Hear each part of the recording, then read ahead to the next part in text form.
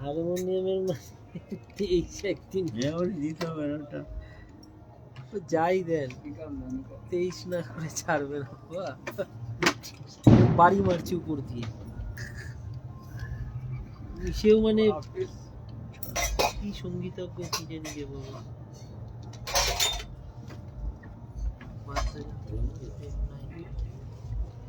জয়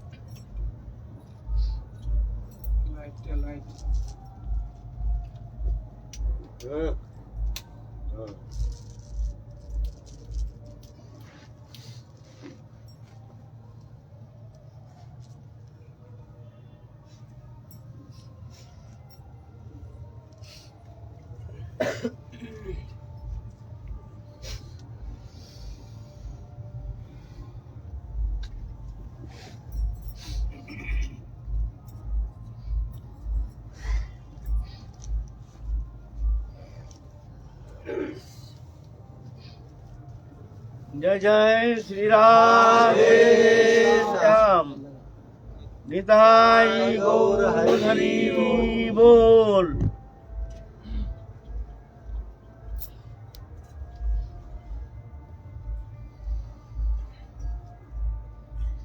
हमारे आलोचना चल रहा था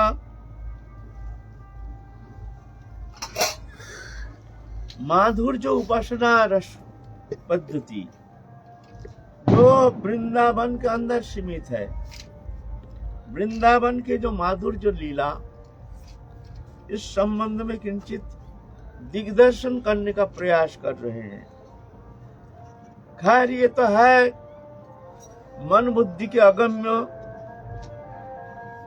विचार के द्वारा, विद्वत्ता के द्वारा, ज्ञान के द्वारा, तपस्या के द्वारा ये वृंदावनी लीला में अनुप्रवेश करना कदापि संभव नहीं है। और जितना साधन पद्धति है उसमें तो साधन का अनुप्रवेश है। जैसे मान लीजिए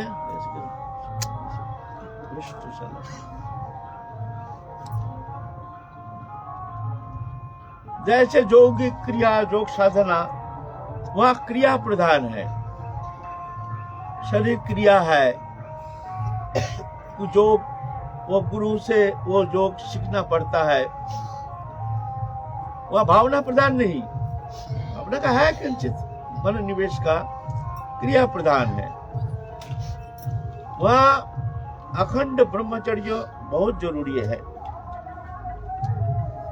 अखंड ब्रह्मचर्य धारण करके सद्गुरु से शिक्षा प्राप्त करना चाहिए। फिर उससे बहुत सारी क्रिया है, शरीर संबंधी क्रिया है, नेति, धोती, त्राटक योग, जोग मुद्रा, खिचड़ी मुद्रा, नवोद्धार बंधन, ये सब बहुत सारी क्रिया कर्म है। वो गुरु से सीख करके वो क्रिया के द्वारा वो अपने भीतर जो कुलो कुंडलिनी शक्ति, अध्याय शक्ति, जो साहित्य अवस्था अनादिकाल से हमारे भीतर सबके अंदर ही है, वो प्राणी मात्र सबके अंदर उस शक्ति निहित है, लेकिन वो सोए हुए है। जब तक वो शक्ति जागृति नहीं होती है तब तक जाकर के कोई भी मार्ग अवलंबन करो, उसको सिद्धि होना संभव नहीं है। कोई भी मार्ग अवलंबन करो, चाहे ज्ञान मार्ग हो, योग मार्ग हो, चाहे भक्ति मार्ग हो, वो शक्ति जागृति होती है। कुलकुंडलिनी शक्ति, आद्या शक्ति। तो यौगिक क्रिया के द्वारा वो शक्ति को जगाते हैं और हमारे भीतर जो स्वर चक्र है, मूलाधार, स्वादिष्ठान, मणिपुर, अनाहत, विशुद्ध, आज्ञा, सहस्रार, ये सब चक्र है। वहां जाके एक एक चक्र भेद करके जा करके वो सहस्रार में जाकर वो शक्ति शक्तिवान मिलित होते हैं। तो क्रिया प्रधान है। लेकिन हमारे जो ब्रजोपासना है, ये वो सब क्रिया से उसका कोई लेना देना है नहीं। क्रिया है, साधन क्रिया है। जब भजन करते हैं तो भजन क्रिया तो जरूर है, भजन क्रिया है। जब साधक भजन में प्रवृत्त होते हैं तो विधि पूर्वक उसको जो क्रिया कर्म देते, नाम जप, तप, ध्यान, धारणा, उपासना, स्तव, स्तुति, वंदना, तीर्थ पर्यटन, साधु सेवा, संत सेवा, महत सेवा, साधु संग आदि जो है ये क्रियात्मक है। लेकिन ये क्रिया भावना में प्रवेश करने के लिए, जब तक एक क्रिया तुम्हारे भावना में प्रवेश नहीं होता है, भावना माने वो क्रिया अंतःकरण में प्रवेश करके अंतःकरण को भगवत चरण में सन्निवेशित करने के लिए वो जा करके निश्चल हो जाता है। भगवत चरण में चिंतन में एकदम तल्लीनता आ जाती है धीरे धीरे। जब तक वो भावना में प्रवेश नहीं करता है तब तक जा करके उसका वो माधुर्य उपासना के जो किंचित आस्वादन है तब तक आस्वादन होता नहीं है। हमारे जो माधुर्य मार्ग है इसमें भी तुम्हारा वो जो षडचक्र भेद है वो होता है, लेकिन हमारा षडचक्र भेद के लिए हमारा कोई साधन पद्धति है नहीं। हमने उपासना के द्वारा जब भजन करते हैं भगवत चरण में समर्पित होकर के, गुरु पदाश्रय करके, गुरु चरण में अनन्य निष्ठा लेकर के, गुरु वाक्य को ही हृदय में धारण करके जब हम भजन शुरू करते हैं तो धीरे धीरे हमारे जो प्रक्रिया है हम आगे बढ़ना शुरू कर देते हैं। श्रद्धा, साधु संग, भजन क्रिया, अनर्थ निवृत्ति, निष्ठा, रुचि, आसक्ति, भाव, प्रेम, ये सब स्थिति है। क्रमिक अनुसार भजन करते करते हमको ये एक एक स्थिति में हमको पहुंचना पड़ेगा। ये माधुर्य उपासना में जब तक हमारे भावना उस स्थिति में नहीं पहुंचता है तब तक जाकर के उसको वो माधुर्य लीला रस आस्वादन होना संभव नहीं है। हमारे अंदर भी वो षडचक्र भेद होता है, लेकिन वो हमको पता नहीं है कैसे होता है, कैसे होता है हमको पता नहीं है, लेकिन होता है। कौन चक्र में कौन जाने से क्या स्थिति होती है उसका लक्षण है। जैसे श्रद्धा, साधु संग, भजन क्रिया, अनर्थ निवृत्ति, निष्ठा, रुचि, आसक्ति, भाव, प्रेम, है ना। जब मन निष्ठा में पहुंचता है, स्वाधिष्ठान में पहुंचा है, मूलाधार से स्वाधिष्ठान, निष्ठा से जब रुचि में पहुंचता है तब मणिपुर में पहुंचता है, फिर जाके रुचि में जब पहुंचता है तो जाके अनाहत नाद, अनाहत चक्र में यहाँ वक्षस्थल में पहुंचता है। फिर आसक्ति जब पहुंचता है तो विशुद्ध चक्र, ये यहाँ कंठ में ये विशुद्ध चक्र में पहुंचता है। फिर भाव स्तर में जब पहुंचता है तो आज्ञा चक्र में पहुंचता है, और प्रेम में सहस्रार में पहुंचता है। ये लक्षण है। लेकिन हमारे अनुसंधान है नहीं, हम इस विषय में कोई अनुसंधान करते नहीं है, अनुसंधान करने का आवश्यकता भी है नहीं। इसका लक्षण है जब वो शक्ति जागृति होती है तब कुछ अपने भीतर ही भावांतर देखने में आता है। वो शक्ति जब जागृति होती है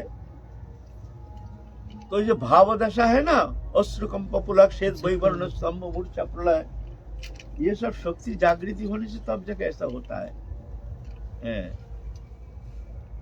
वो जागृति होने का कई लक्षण है। सर्प गति, वेग गति, शशक गति, सर्प गति, पिपीलिका गति, ये गति है। जैसे मान लो सर्प गति, सर्प कैसे चलता है, ऐसा चलता है ना।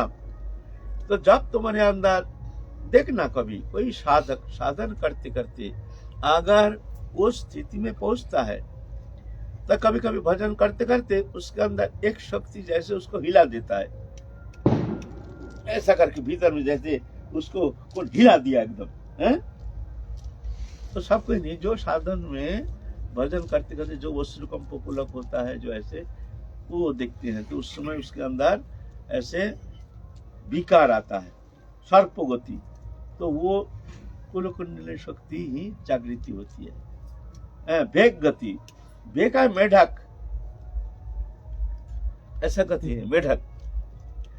तो मेढक वो गति भी जब ऐसे मान लो लीला चिंतन कर रहे हैं, एक उस्त्रकंप पुलक हो रहा राधा रानी के जुगल चिंतन में, तो वो मेढक गति जो होता है मेढक गति।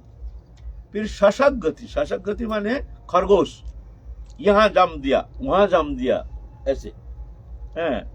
वो स्थिति में साधक जब भजन करते हैं, जो प्रेम के कुछ आस्वादन कर रहे हैं उनके लिए ये संदेश वो देखेंगे विचार करके कभी होता है कि नहीं। शशक गति है ऐसा करके जाम दे करके एकदम बिल्कुल एकदम लीला में एकदम तल्लीन हो गया, ऐसा है। ये है पिपीली का गति, माने चीटी जैसे, चीटी जैसे ऐसे चलता है, ऐसे वो बच जाए एकदम ऐसा हो जाता है। ये है, ये सब लक्षण है ना, ऐसा होना चाहिए। अगर ऐसा नहीं होता है तो समझना चाहिए जो कोई भी साधना, ये नहीं कह रहे हैं जो ये हमारे साधना, अगर आप ज्ञान मार्ग में चलो या योग मार्ग में चलो, भक्ति मार्ग में चलो, कोई भी मार्ग अवलंबन करो, सब मार्ग में ही हमारे भीतर जो अध्यास शक्ति सोए हुई है, मूल शक्ति, मूल जो शक्ति है, उस शक्ति के जब तक जागृति नहीं होती है तब तक जाकर के उसके चेतन शक्ति के विकास नहीं होती है, जागृति नहीं होती है। साधन में आगे बढ़ना मुश्किल हो जाता है, चेष्टा करके होगा नहीं, उस शक्ति जागृति होना बहुत जरूरी है। तो साधन हमारे जो माधुर जो उपासना पद्धति है, इसमें स्वाभाविक वो जग जाता है, इसके लिए अलग कोई चेष्टा नहीं है, ऑटोमेटिकली भी स्वाभाविक उसके भीतर वो शक्ति जागृति होती है ना। तो वृंदावन जो उपासना पद्धति और हमारे जो प्राप्तियां हैं, भगवान स्वयं पूर्ण ब्रह्म सनातन अनादिरादि गोविंद सर्व कारण कारणम अखिल रसामृत सिंधु परत्पर पूर्ण ब्रह्म आनंद सिंधु, भगवान एक प्राकृत जैसे मनुष्य जैसे भक्त के साथ आचरण करते हैं। जब साधन में वो भगवत प्राप्ति करते हैं तो जा करके वो विलय नहीं हो जाता है, वो जा करके नित्य लीला में राधा कृष्ण जुगल विलास करते हैं, वहां उनके साथ जाकर के नित्य काल के लिए उनके साथ नित्य सेवा में रत रहते हैं, बस जुगल विलास। जैसे राधा रानी हमारे सबसे प्रियतम, ऐसे मंजरी भी राधा रानी के बहुत प्रियतम, बहुत प्रियतम, ऐसे नहीं। हमारे साधन का उद्देश्य है राधा रानी के प्रीति संपादन। ये साला माइक बड़ा डिस्टर्ब, गले में दबा, गले में जोर लगता है, भाव में बाधा पड़ता है, एक स्वाभाविक बोलने का जो इच्छा है वो नहीं पाता, चिल्लाना पड़ता है उस प्रेशर दे करके। हमारे साधन का उद्देश्य है राधा रानी की प्रसन्नता संपादन। कैसे हमारे राधा रानी हमारे जुगल किशोर प्रसन्न होंगे,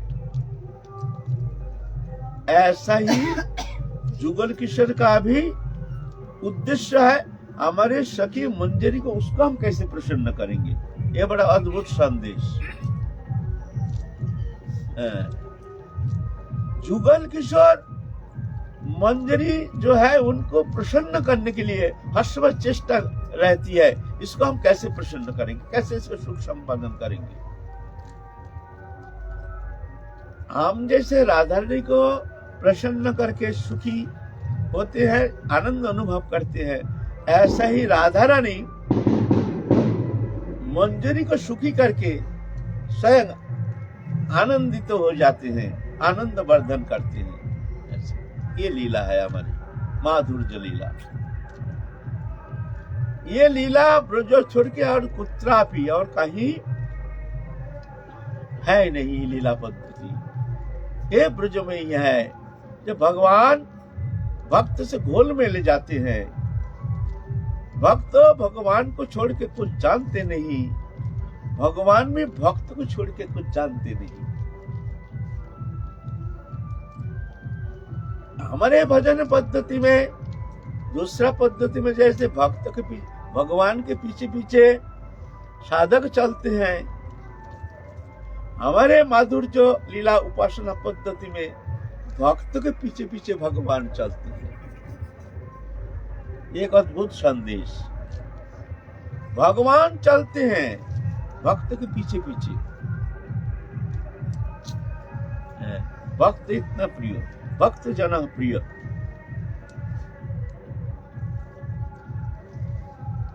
भगवान तो अनंत है, अनंत स्वरूप, अनंत नाम, अनंत धाम। भगवत प्राप्ति भी अनंत मार्ग है। अलग अलग मार्ग अवलंबन करके साधक अलग अलग चित जगत में अनुभव करते हैं, चित जगत में वो जाकर के स्थिति प्राप्त करते हैं। ज्ञान मार्ग उपासना जो वो भगवान से विलय कर देते हैं, ऐश्वर्य मार्ग में जाकर के भगवान के अनंत ऐश्वर्य, एक एक ऐश्वर्य प्राप्त करके वहां आनंद में निमग्न हो जाते हैं। योग मार्ग में परमात्मा को प्राप्त करके वो आनंद में निमग्न हो जाते हैं। और हमारे माधुर्य उपासना में भक्त भगवान के साथ खेल करते हैं, खेलते हैं, आनंद वर्धन करते हैं। भक्त भगवान को आनंद देते हैं, भगवान भक्त को आनंद देते हैं। ये बड़ा अद्भुत संदेश। भक्त चाहते हैं हमारे प्रिया प्रीतम को कैसे हम प्रसन्नता संपादन करेंगे।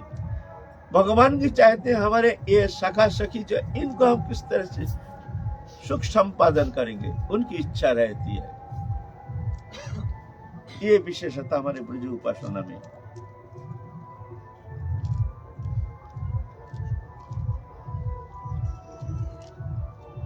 भगवत प्राप्ति तो बहुत प्रकार का है, वही मार्ग झूठा नहीं है। ज्ञान मार्ग, योग मार्ग, तंत्र मार्ग, हठ मार्ग और कितना मार्ग है।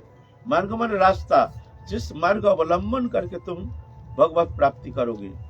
अनंत नाम, अनंत धाम, ऐसे ही हमारे माधुर्य मार्ग है। लेकिन उसमें तो प्राप्ति का कुछ भेद है। भगवत प्राप्ति है, लेकिन प्राप्ति में बहुत भेद है। जैसे हमारे एक आचार्यों ने थोड़ा सा एक दृष्टांत के द्वारा समझाए है हमारे माधुर्य उपासना कैसे है। माने एक शहर में एक बहुत बड़े नाट्यकार हीरो आए हैं। मैंने कल्पना कीजिए, माने एक शहर में बहुत बड़े एक हीरो आए हैं, नायक आए हैं, बड़े अद्भुत सुंदर, दिखने में विश्व में उनका बहुत सारे नाम है। जहां जाते हैं वहां लाखों लोग इकट्ठा हो जाते हैं, उनको देखने के लिए लाखों लाखों लोग आ जाते हैं। इतना सुंदर उनके माने दर्शन ही ऐसे है, उनके वचन भंगी ऐसे है, हर तरह से वो अद्भुत, ऐसे एक अद्भुत मनुष्य है जो वो नाटक करते हैं, ड्रामा करते हैं। तो ऐसा ही एक दिन आ गए हैं वो शहर में, बम्बई शहर माने दिल्ली शहर कहीं आए हैं। तो वहां के जो उनके पार्टी का है एक जन सदस्य, उनके ड्रामा पार्टी है ना, ड्रामा पार्टी का सदस्य रहता है, वो सदस्य आए हैं गांव में। जो आए हैं जब यहाँ तो थोड़ा सा गांव में घूम के आ जाए, तो गांव में आए हैं। उनका एक मित्र था, मित्र को कहता है तूने ऐसे फलाना हीरो को तो तूने कभी देखा है? अरे देखने का तो बात दूर रहे, हमने तो नाम सुना है मात्र, ऐसे भाग्य हमारा कहाँ, उनको हम दर्शन करेंगे? बोले हम तुमको दर्शन करा देंगे, मिला देंगे उनसे।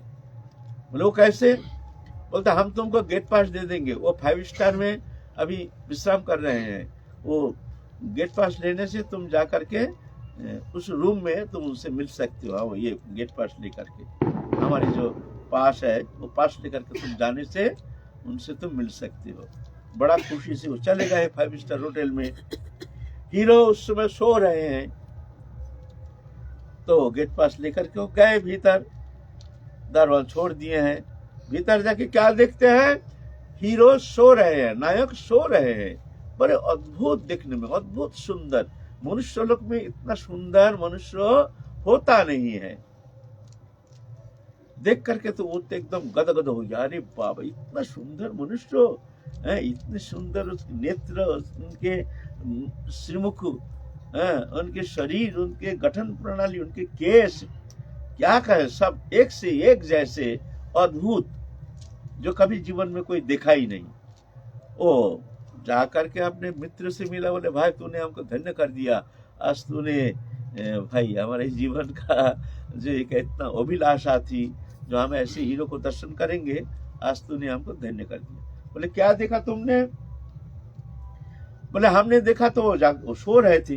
बोले तो क्या देखा तुमने? देखा ही नहीं। बोले अरे हमने देखा है। बोले ऐसा देखने से क्या होता है? एक सोता हुआ मनुष्य को सोया है, उसको देखने से क्या आनंद है? तो क्या? अरे वो कैसे बात करते हैं, कैसे चलते हैं, कैसे हंसते हैं, तब देखने तब ना आनंद आएगा ना। ये बात तो सही है। तो कैसे होगा? तो फिर जा। फिर उसका पास लेकर के चला गया 5 स्टार में, प्रवेश कर गया भीतर। जाके क्या देखते हैं? जो दोस्तों के साथ बैठ करके बातचीत कर रहे, हंस रहे, गपशप कर रहे। अरे अद्भुत उनके हंसी, उनके अद्भुत छटा, बात करने के तरीका, उनके नेत्र की जो दृष्टि, एक एक से एक बड़े अचिंत वो देख रहे हैं और बड़े चमत्कृत हो जा रहे हैं। जो ऐसे मनुष्य लोक में ऐसे मनुष्य हंसते हैं, जैसे मुख इतना सुंदर, इतना दंत पक्ति इतना सुंदर, होठ इतना सुंदर लाल लाल, नेत्र आकरण इतना सुंदर, माने दिव्य, और हंस के बात कर रहे हैं। कंठस्वर सुनो, जो जैसे अमृत बरस रहा है। बहुत समय देख करके तो गदगद होकर आया है, भाई तूने हमको धन्य कर दिया, धन्य कर दिया। क्या देखा? बोले हमने देखा वो मित्रों के साथ वो ऐसे हंसी तमाशा मजाक कर रहे हैं, बड़ी सुंदर है। तूने देखा ही नहीं? अरे हाँ हमने देखा है। अरे देखा है, इसमें ऐसे देखने से क्या होता है? तो क्या देखेंगे, कैसे देखेंगे? बोले वो जब नाटक करते हैं उस समय उनके सामने बैठकर नाटक देखो, तो देखो और आनंद कुछ अलग है। जब नाटक करते हैं कहीं तो उनका सामने बैठकर नाटक देखो, फिर देखो तमाशा, मजा तो वहां है। अरे भाई ये तो संभव नहीं, ये कैसे होगा? अरे उधर फलाना जगह, वहां उतना फलाना होटल में नाटक हो रहा है, तो मैं तुमको गेट पास दे दूंगा, तुम जाके वहां जाके वो नाटक देख लेना।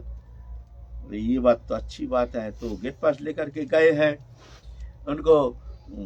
अच्छा, सामने बैठने के लिए गेट पास है ना, सामने बैठने के लिए उनको कुर्सी मिल गया है, नाटक हो रहा है। अद्भुत मनुष्य लोक में ऐसे नाटक, ये तो अचिंत है, अगम्य है, अभूतपूर्व, अश्रितपूर्व, अदृष्टपूर्व ऐसे नाटक। ओ देख के आया है, एकदम गदगद हो गया। भाई तूने हमको धन्य कर दिया, जो ऐसे हमको नाटक देखने का मौका दे दिया। बोले इसके ऊपर भी है? बोले इसके ऊपर? बोले हाँ इसके ऊपर है। वो नायक हीरो के साथ नाटक करके देखा है, क्या आनंद लगता है उनके साथ है नाटक करना। बोले ये तो संभव नहीं है। बोले ना, संभव क्यों नहीं है? तू चलेगा, तू करेगा तो चल हमारे साथ, हम तेरे को डायरेक्टर के साथ इंट्रोड्यूस करा देंगे, नाटक से नायक से इंट्रोड्यूस करा देंगे, फिर तुमको एक रोल मिल जाएगा, तुम वहां जाके नाटक में रिहर्सल दोगे, रिहर्सल देने के बाद तुमको भी एक ड्रामा करने का एक मौका मिल जाएगा, वो हम करा देंगे, तुम चिंता मत करो। बोले ऐसा होता है? बोले हाँ होता है, चलो हमारे साथ।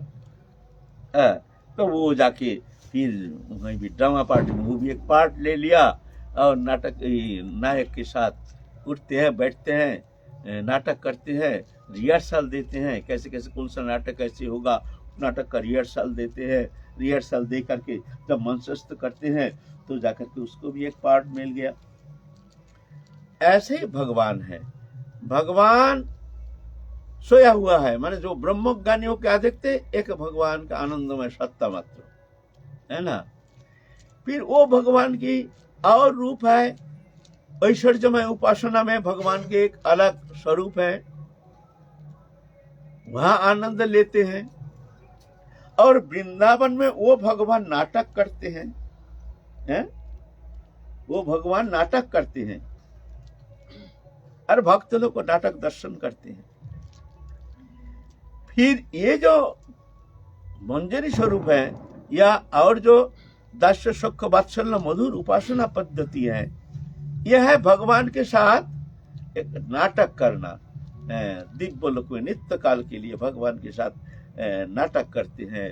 सखा लोग सखा भाव लेकर के कभी भगवान भक्त के कंधे में चढ़ते हैं, भक्त भगवान का कंधे में चढ़ते हैं। एक अद्भुत लीला आनंद बारिधि कल्लोल, जिस आनंद बारिधि में निमग्न हो जाते हैं भक्तों, भगवान उनको ऐसे आनंद सिंधु में डुबो देते हैं, अथा अगम्य अचिंतो अद्भुत आनंद सिंधु में, जहां भक्त भगवान इस तरह से आनंद लीला वर्धन करते हैं। भक्त भगवान को आनंद दे करके तृप्त हो जाते हैं और भगवान भक्त को आनंद देते हैं, भक्त भगवान को आनंद वर्धन करते हैं, परस्पर आनंद वर्धन करते हैं। और यह आनंद बढ़ता ही जाता है, बढ़ता ही जाता है, बढ़ता ही जाता है, घटने का नाम नहीं।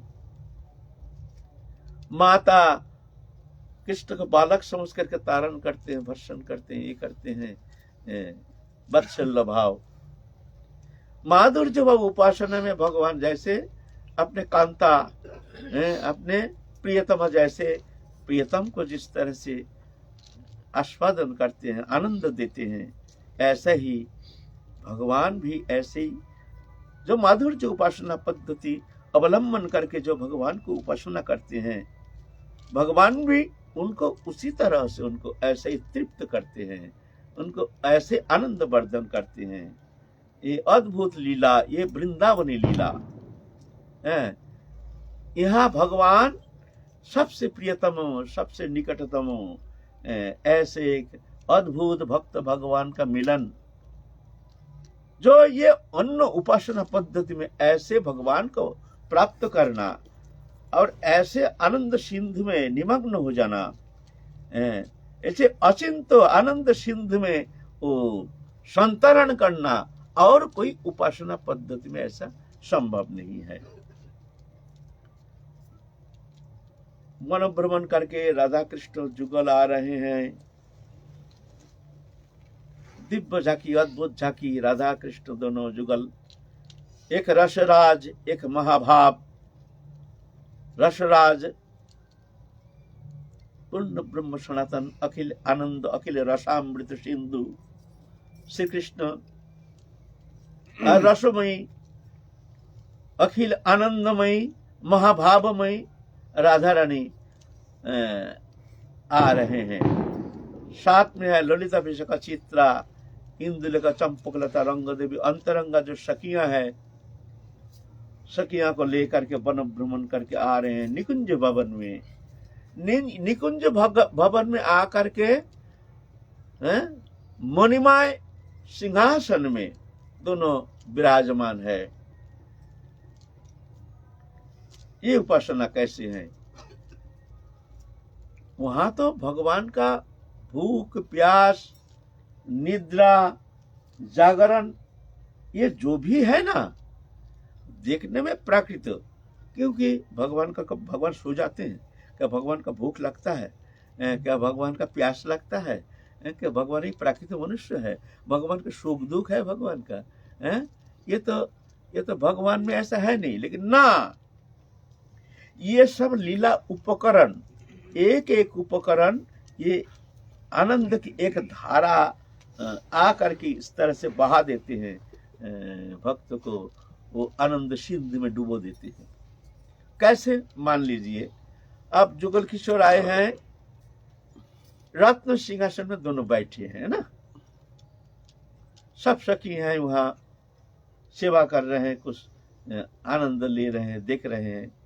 एक सखी, एक मंजरी, छोटी सी एक मंजरी, बड़ी मन में इच्छा हुई, राधा रानी हमको कोई सेवा दे दे, हम भी वो सेवा करके राधा रानी को प्रसन्न करेंगे।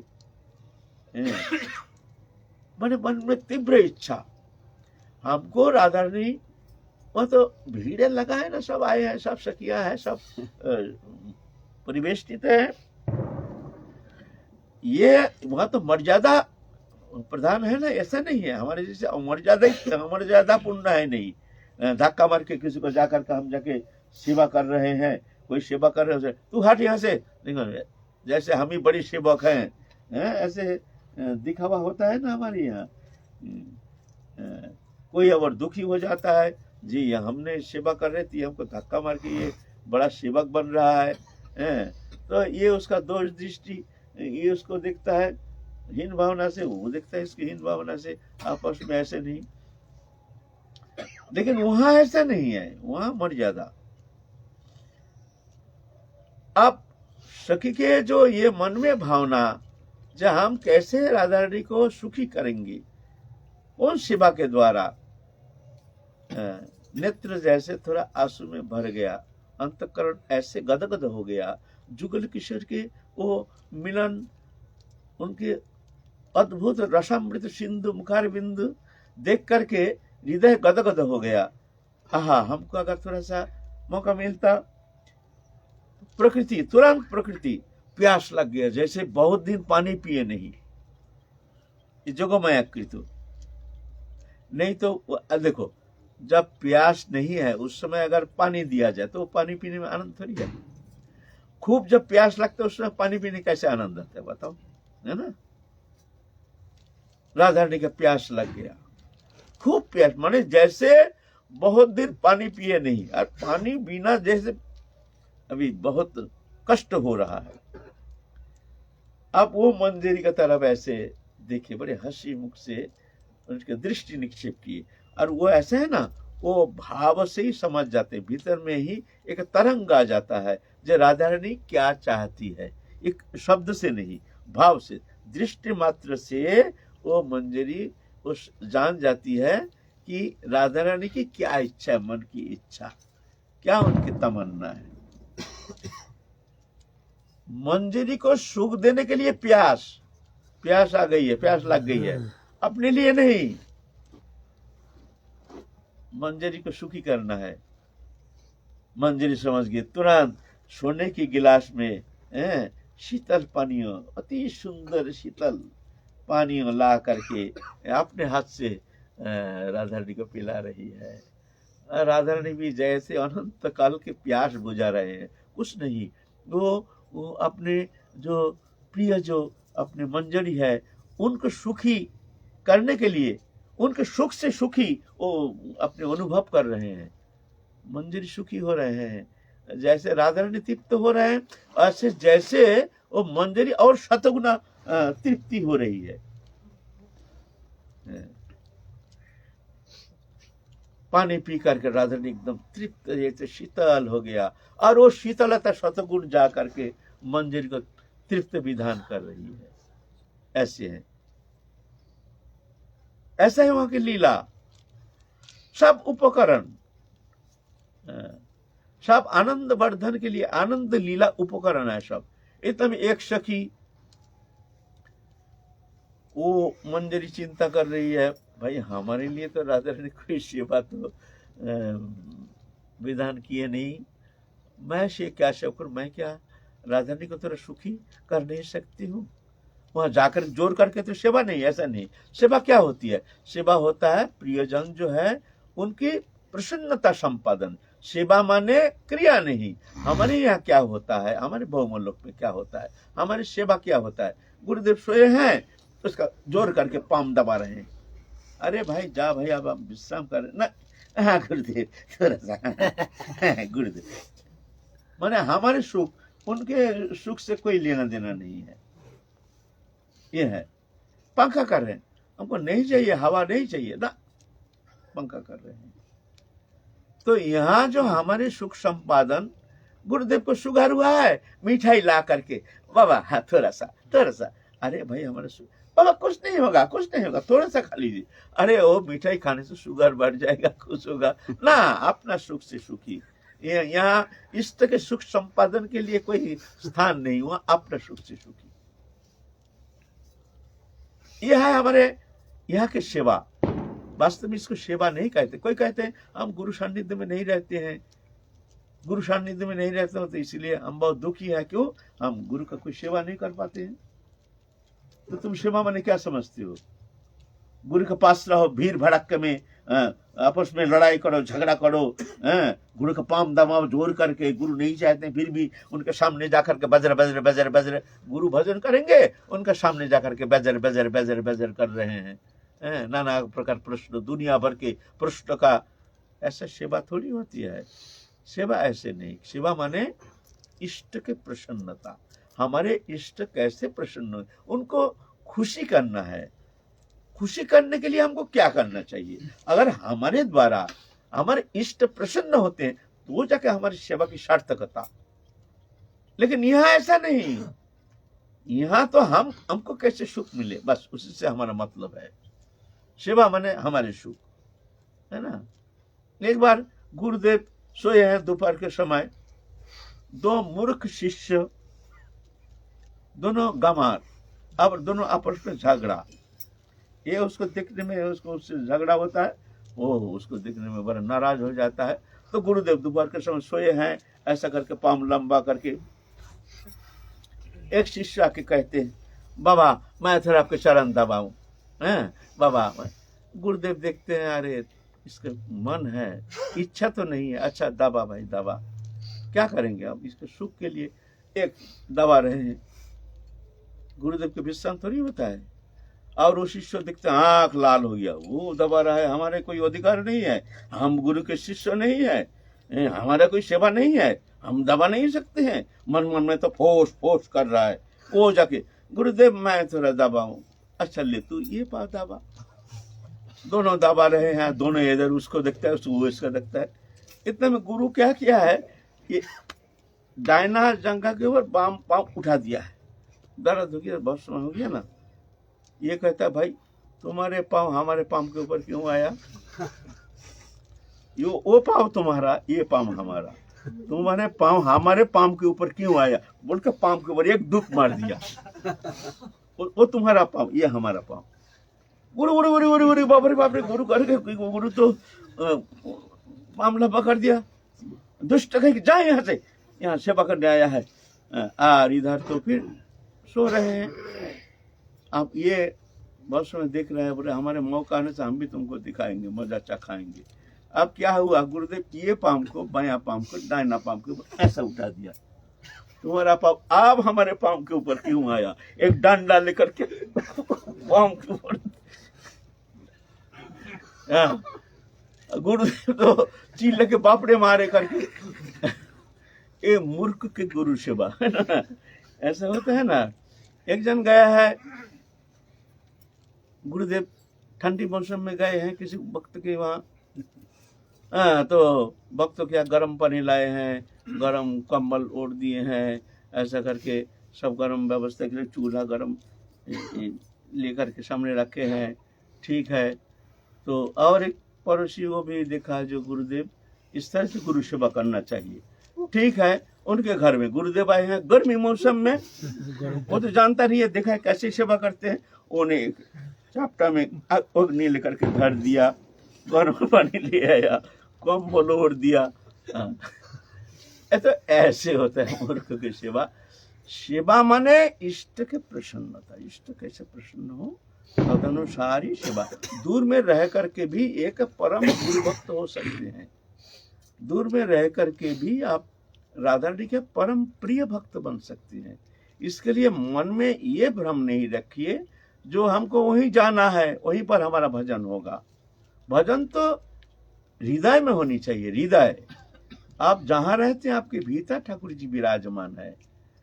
हृदय में ठाकुर जी को धारण करके जानो जो ठाकुर जी हमारे साथ है। बस मन को रखो अंतर जगत में, ठाकुर जी के चरण में मन को रख करके शरीर के द्वारा जैसे कर्म करते हो ऐसे कर्म करो। इस तरह से संसार में रह करके भजन करने से वहीं पर ठाकुर जी प्रसन्न हो जाते हैं। गुरु जैसे आदेश करते हैं तुम ऐसे रहो, ऐसा करो। गुरु क्या चाहते हैं, वो उनके आदेश अनुसार तुम कर्म करो।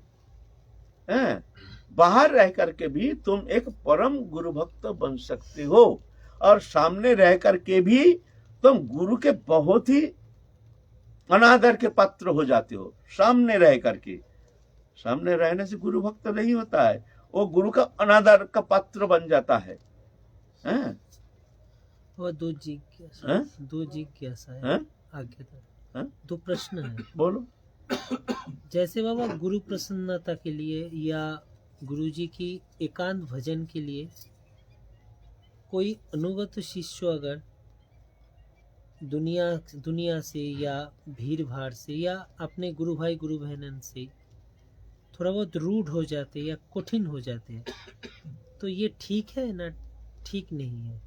सिर्फ देखो, गुरुदेव की एकांतता के लिए, ना गुरुदेव की एकांतता के लिए, गुरु सेवा के लिए रूठ जाना, हाँ कभी कभी विक्षेप तो हो जाता है।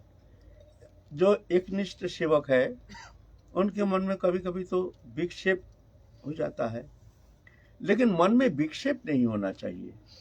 चिंतित होना चाहिए लेकिन विक्षेप नहीं होना चाहिए। उस भक्त के प्रति मन में हीन भावना नहीं लाना चाहिए। समझना चाहिए वो अज्ञानी है, ऐसे जान करके उनके प्रति कोई देश भावना, हीन भावना नहीं लाना चाहिए। लेकिन कभी करक वचन भी कहना पड़ता है। हाँ, करक वचन बोलो, लेकिन कैसे भीतर में जैसे मन में कोई हीन भावना ना रहे। ये तो शासन के लिए कभी कभी सेवा सुष्ठु रूप से, सुंदर रूप से परिचालना के लिए कभी कभी ऐसा करना पड़ता है, लेकिन मन में हर समय मन को सुंदर रखना, किसी के प्रति जैसे हीन भावना नहीं होनी चाहिए, है ना? ऐसा है। जैसे आपने ये दृष्टांत दिया दो मूर्ख शिष्य का, ऐसे में मान लीजिए कोई तीसरा शिष्य भी वहाँ खड़ा है, तो उसको ये मान के कि ये गुरु शिष्य के बीच की लीला है, चुप हो जाना चाहिए या उनको रोकने का प्रयास करना चाहिए कि तुम गुरु को कष्ट दे रहे हो? ना, उनको समझाना चाहिए। समझाने में हमारा गुरु जी का कष्ट हो रहा। एक बार ऐसा हुआ, हमारे गुरु जी नवद्वीप थे, उस समय विश्राम कर रहे थे। उम्र बहुत है, ज्यादा उम्र हो गया, तो एक डोकरी हमारे गुरु जी का शिष्या, और कोई नहीं रहता है ना, उसी समय जा करके बाबा के कान के सामने buzzer buzzer buzzer buzzer buzzer buzzer करना। और हम तो वहाँ गेटमैन थे, हमने जब गुरुजी विश्राम करते किसी को हम प्रवेश करने नहीं देते थे। तो जानते हैं डिस्टर्ब करेंगे, आओ भाई तुम्हारा जो मन की वेदना कुछ जिज्ञासा है तुम करो समय पर, अभी विश्राम कर रहे इस समय तुम क्यों ऐसे उनको इस तरह कष्ट दोगे? तो हमने तो गेट में रहते हैं, तो डोकरी को देखे कई दिन आकर के, वो जब भी दोपहर होता है विश्राम के समय, जो ये तो गुरुदेव अकेला रहते, हम खूब मन की बात करेंगे, कान के आगे जाकर बजर बजर बजर बजर। अरे हमारा दिमाग इतना खराब हो जाता था। तो भी तीसरा दिन हमने उनको घुसने नहीं दिया। हम बोला आप मत घुसना, आपको हम घुसने नहीं देंगे, आपको हम घुसने देंगे। तो उसके पहले दिन वो वृद्धा महिला गुरु जी के पास जाकर के रो करके मनोवेदना निवेदन की है, बाबा हमको विनोद ने हमको भीतर घुसने नहीं देता है, भीतर घुसने नहीं देता है। बाबा ने हमको बुलाया, गुस्सा हो गया बाबा का, विनोद तुमने इनको दोपहर को तुम घुसने नहीं देते हो? मैंने हाँ बाबा, क्योंकि विश्राम के समय है ना, इस समय आपको इस तरह से कष्ट देना, पीछे आ जाओ, आगे आ जाओ, पीछे आ जाओ, इसीलिए हमने इनको माना, सबको माना करते हैं जो भीतर में नहीं आ जाए। बाबा ने हमको दो चार शब्द सुना दिया, हम लोग गोसाई है, हमारा ये सब आएंगे हमसे, हमारे पास आएंगे, ये करेंगे। तुम मना करने वाले कौन होते हो? माने उनके दुख से बाबा दुखी हो गए हैं। तो हम तो जानते हैं ये बाबा का हृदय की बात नहीं है, ये तो एक सहानुभूति, उनके दुख देख करके थोड़ा सहानुभूति के कारण बाबा ऐसे शब्द तो कह दिया। लेकिन जब किसी उन्हीं के सामने कह देते हैं, हमारा भी गुस्सा आ गया। हम बोले बाबा जब तक हम रहेंगे आप दोपहर के समय विश्राम करेंगे, इस समय आपको डिस्टर्ब करेंगे, ये हम रहते हुए बाबा ये हमसे सहन होगा नहीं। तो बाबा चुप हो गया, चुप, बाबा के मुख में कोई आवाज नहीं। हम जानते हैं आपका कष्ट होता है, ये आपके शिष्य होने का कारण ये दुख से ये ऐसे आपके पास निवेदन किया है, ठीक है, लेकिन दोपहर के समय विश्राम के समय आकर के आपको कष्ट देंगे, ये हम कैसे सहन करेंगे? हम सेवक हैं आपके, इसीलिए बाबा ये हमसे सहन नहीं होगा। हमने घोषणा कर दिया। बाबा चुप हो गया। बाबा देखते हैं हमारे बात में भी भाई, हमारे बात में भी कुछ ये है ना, तो ये है, ऐसा होता है। मूल बात है इष्ट के प्रसन्नता ही गुरु सेवा है। बताओ, गुरुदेव तो करुणा करके वो साधक के मन रक्षण के लिए, मनोतुष्टि के लिए उनके सामने ही कह देते हैं कि तुम ऐसा मत करो, इनको आने दिया करें। लेकिन वो तो जिनके लिए वो कह रहे हैं, वो शब्द बोल रहे हैं, उनको ज्ञात नहीं है कि मेरे कारण गुरुदेव ना को कष्ट उतना हो ज्ञान रहा है। रहे, थोड़ी दोपहर के समय विश्राम के समय डिस्टर्ब करने आ जाएगा। जो कोई नहीं है, अभी हम दिल खोल के बात करेंगे। आप तो सब अपना अपना घर पर गए हैं, और बाबा भी किसी को घुसने नहीं देगा, हम जाके खूब प्रेम से खूब गपशप करेंगे। लो, ऐसे भी स्वार्थी लोग होता है। तो ये कोई गुरु सेवा नहीं, ये गुरु अपराध हो जाता है। कभी कभी ये सेवा के नाम से वो अपराध कमाते हैं, है ना। ऐसा सेवा ऐसा होती नहीं। सेवा तो है, सेवा माने है इष्ट की प्रसन्नता। हमारे इष्ट कैसे प्रसन्न होंगे? हमारे समस्त कर्म, ये समस्त कर्म जब इष्ट की प्रसन्नता के लिए संपादित होगा, तभी जाकर के ये कर्म भगवत सेवा होगा, तभी जाके इसका वो कर्म मुक्ति का कारण हो जाएगा। ये कर्म उसका मुक्ति का कारण हो जाएगा। भगवत प्रसन्नता के लिए जो कर्म होता है, तत्कर्म हरितोषं। कर्म क्या है? हरितोषं, जिसमें भगवान प्रसन्न होते हैं, उनके प्रसन्नता के लिए जो कर्म करते हैं वही है कर्म। बाकी कर्म सब बंधन का कारण। इष्ट के प्रसन्नता के लिए ही हमारी अखिल चेष्टा। हम घर छठ सब कुछ छोड़ छाड़ के आए हैं, या घर में रह करके भी हम चाहते हैं भगवत सेवा करेंगे, तो ख्याल रखना चाहिए हमारी सेवा का उद्देश्य है इष्ट की प्रसन्नता। प्रसन्नता सेवा है। दूर रह करके भी आप एक परम गुरु भक्त बन सकते हैं। दूर रह करके भी, गृहस्थ में रह करके भी आप एक परम भागवत बन सकते हैं, भगवान के परम प्रिय भक्त बन सकते हैं। ये नहीं जो भगवान भक्त बनने के लिए आपको सब छोड़ छाड़ के जंगल जाना पड़ेगा, ये भ्रम छोड़ दीजिए। वो तो अंतःकरण के मामला है, वो शरीर का मामला नहीं है। शरीर को रंगा करके मोटा मोटा कंठी माला पहन करके सब छोड़ के जंगल जाओ, कुछ नहीं होता है।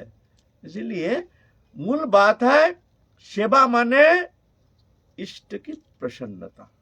तुम सुखी रहो, तुम्हारे सुख से हमारे सुख है।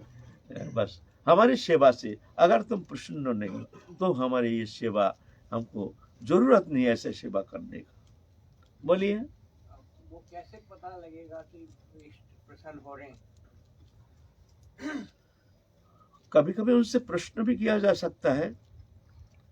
तो अगर है तो ठीक है, नहीं है तो बताएंगे। विनम्रता से गुरु से प्रश्न करना चाहिए। तद विद्धि प्रणिपातेन परिप्रश्न शिवया उपदीक्षन्ति ते गणं गणेन तत्त्वदर्शिना।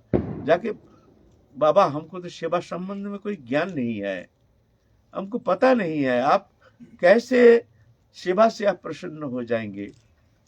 इसीलिए आपके चरण में मैं निवेदन करता हूँ, हे गुरुदेव आप आदेश कीजिए, कौन सा सेवा के द्वारा, कैसे कर्म के द्वारा आप हमारे ऊपर प्रसन्न हो जाएंगे, आप हमको ये आदेश, तब गुरुदेव प्रसन्न होकर उस आदेश कर, तुम ऐसा करो, तुम ऐसा करो, तुम ऐसा करो, तुम ऐसा करो, ऐसा है ना।